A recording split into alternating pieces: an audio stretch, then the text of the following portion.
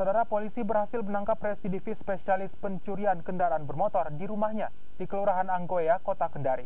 Selain pelaku, polisi juga menyita 1 unit kendaraan roda 2 yang merupakan hasil curian. Pelaku ditangkap tanpa perlawanan di rumahnya di Kelurahan Anggoya, Kota Kendari, Sulawesi Tenggara. Pelaku merupakan pencuri kendaraan bermotor yang sering beraksi di beberapa kabupaten. Di rumah pelaku, polisi menyita 1 unit sepeda motor hasil curian yang diduga hasil curian yang dilakukan pelaku di Kabupaten Konawe Selatan.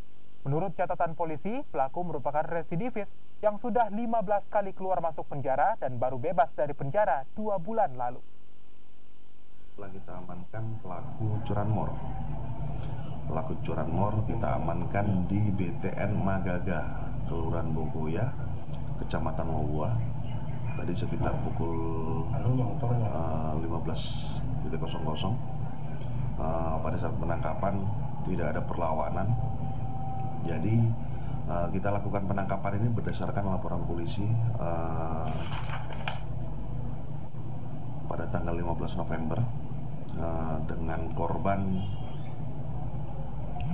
Darsono.